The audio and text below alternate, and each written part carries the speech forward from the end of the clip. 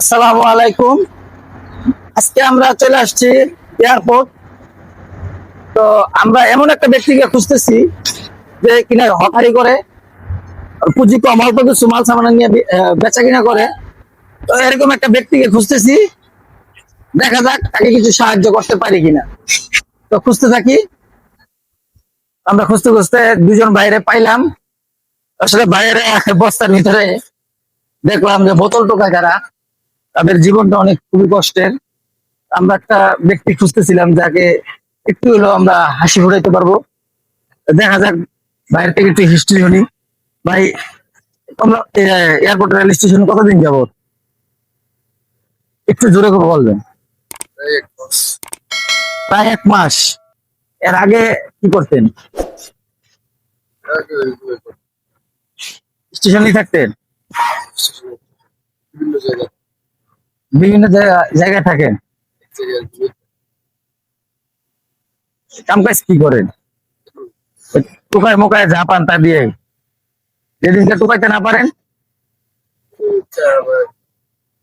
আজকে খাওয়া দাওয়া হয়েছে দৌড়ে? কি দিয়ে খাইছেন?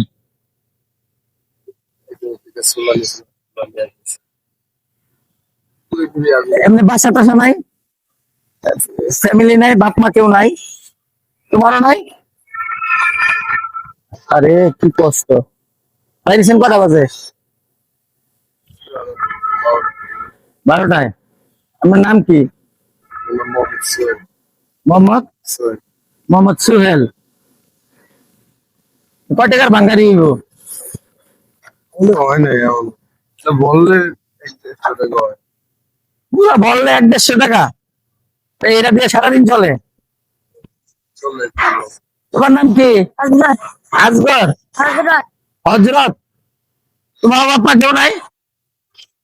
আসলে কি বলবো, দেখেন, এতটুকু একটা পোলাকে যদি সাজায় গোছায় রাখা যায় তাহলে কিন্তু লেখাপড়া করতো, ভালো স্ট্যান্ডার্ড ভাবে চলাফেরা করতো। কিন্তু আজকে গার্জেন নাই, বাপ মা নাই বিদায় রেল স্টেশন ঘোরাফেরা করে বাঙালি টোকায় খায়। ভাত খাইছে কি দিয়া? তো বলে ভাত খাইছে কি দিয়া? ডিম পরোটা? এটা তো সকালের নাস্তা। দুপুরে? দুপুরে এখনো খাও নাই? আবি যাবি? টাকা আছে কত লাগে?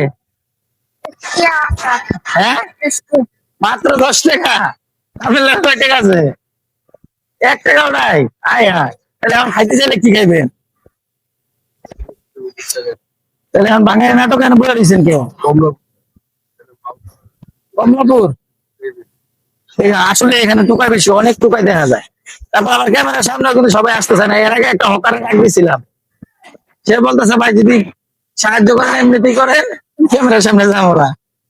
আচ্ছা, এগুলি আসলে আপনাদের লাইফটা তুলে ধরলে মানুষ বিনোদন পায়, বা তাদেরকে অনেকে দেখা গেছে যে খোঁজ খবর নিতে চায়, যার কারণে আমরা এটা পুরাই ধরি। একটা মানুষের জীবনে কতটুকু কষ্ট হয়, অনেকে আসলে এমনি এটা রেখে পড়ে। ঠিক আছে, এখন আপনি কি করলে খুশি কন? ভাত খাবেন? এখন আপাতত দিকে দিকে রাত্রে কি এখানে ঘুমান? রাত্রে রাজপথ রাজলক্ষ্মী ঘুমান?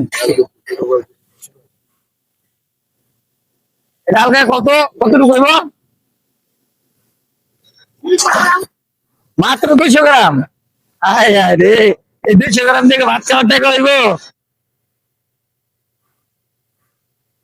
দর্শক, আসলে অনেক কষ্ট লাগে, খারাপ লাগে এরকম লোক রাস্তাঘাটে পাইলে। দেখেন, সারাদিন সকালে, এখন বাজে প্রায় 4:30, সকাল থেকে মনে হয় এই পর্যন্ত 200 গ্রামও হয় নাই মাল টোকাইছে।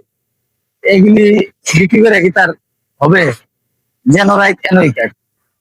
আসলে আমাদের দেখেন হাত পাও আছে, আল্লাহ আমাদের কত সুখে রাখছে। ঠিক আছে ভাই, তাহলে আপনি দুপুরে দুজনে খাওয়ার ব্যবস্থা করে দিই। ঠিক আছে? হম,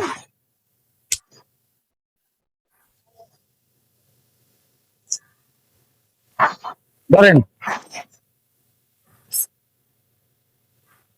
তুমি এটা দিয়ে দুপুরে খাওয়া দাওয়া করে ভালো হয়ে। হ্যাঁ, দুপুর তো হয়েই গেছে, এখনো পয়সা দিছে। কিছু বলবেন দর্শকের উদ্দেশ্যে?